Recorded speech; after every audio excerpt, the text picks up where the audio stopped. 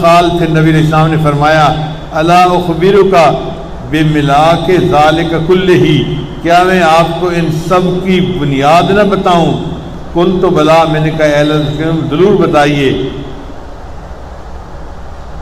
فاخذ بلسانہ، تو نبی علیہ السلام نے اپنی زبان کو پکڑ لیا، وقال، اور کہا کف علیک، اس زبان کو قابو میں رکھ، ھذا، قلت، میں نے کہا یا نبی اللہ، اے اللہ کے نبی صلی اللہ علیہ وسلم، وَإِنَّا لَمُؤَاخِذُونَ بِمَا نَتَكَلَّمُ بِهِ، کیا جو ہم بولتے ہیں اس پر بھی ہمارا مواخذہ ہوگا؟ فقال، نبی علیہ السلام نے فرمایا ثقلت کا امکا، تیری ماں تجھے روئے، وَهَلْ يَكُبُّ النَّاسُ عَلَى وُجُوهِهِمْ، اور لوگ جو اوندے منہ قیامت کے دن اپنے جو ہے وہ اوندے منہ گرے ہوئے ہوں گے، او قال علی مناخرہم، یا اپنی ٹھوڑیوں کے بل گرے ہوئے ہوں گے، الا حصائد السنتہم، وہ ان کی اپنی زبان کی کھیتی تو ہوگی، یعنی زبان کے اعمال کی وجہ سے قیامت کے دن اپنے ٹھوڑیوں کے بل اور اپنے جو ہے وہ چہرے کے بل گرے ہوئے ہوں گے، زبان کے بولنے کی وجہ سے ان کو وہاں یہ عذاب ہوگا۔ اور آج ہم زبان سے کیا بول رہے ہیں کیا نہیں بول رہے اس کی طرف دھیان ہی نہیں دیتے۔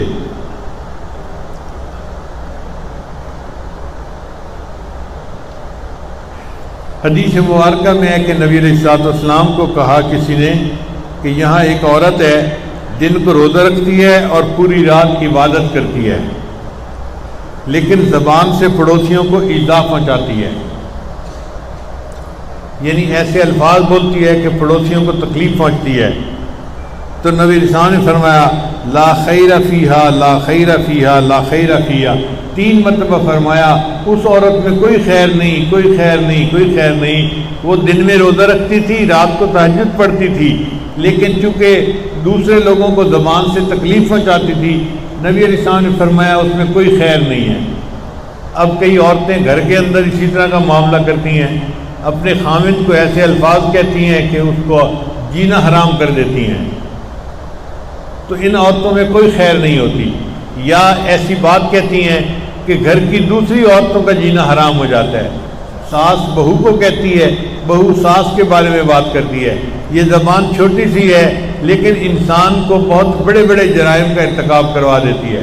ہمارے اکابر نے فرمایا کہ جرمہ صغیر، اس کا جسم تو چھوٹا سا ہے، وہ جرمہ کبیر، مگر اس کا جرم بہت بڑا ہوتا ہے۔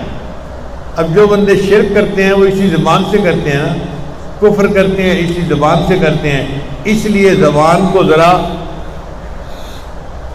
سمجھداری سے ہلانا چاہیے۔ سب سے بہتر تو یہ ہے کہ انسان چپ ہی رہے۔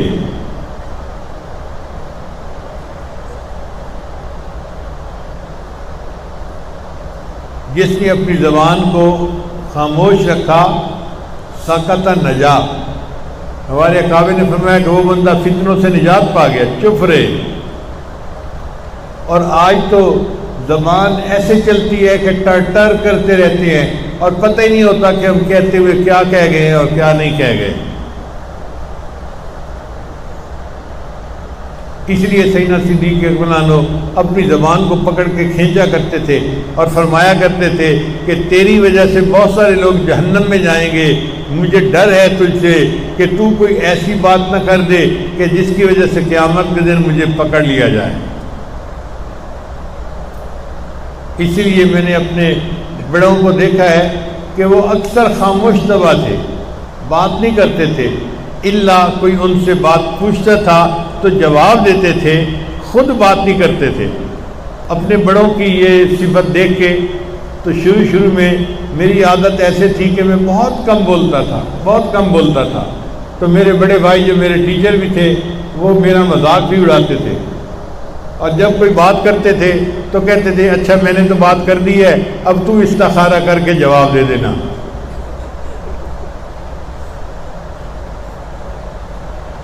یا کئی مرتبہ وہ بات کرتے تھے تو میں خاموش بیٹھا ہوتا تھا اور امی بھی ساتھ ہوتی تھی، تو امی کو کہتے تھے امی میں نے بات کر دی ہے، اب یہ استخارہ کر لے پھر یہ بھی جواب دے دے گا۔ اور واقعی ایسی طبیعت ہونی چاہیے کہ انسان تولے اور پھر بولے۔ بغیر تولے جو ہم زبان سے بات نکال دیتے ہیں نا، اس میں بہت ساری بوجھ ہم اپنے سر پہ اٹھا لیتے ہیں۔ تو اللہ تعالیٰ ہمیں چپ کا مزہ لینے کی توفیق عطا فرما دے۔ آج تو بولنے کا مزہ ہم جانتے ہیں، چپ کا مزہ نہیں جانتے۔ چپ کا اپنا مزہ ہے، اور جس کو وہ آ جاتا ہے اس کو بولنا مصیبت نظر آتا ہے۔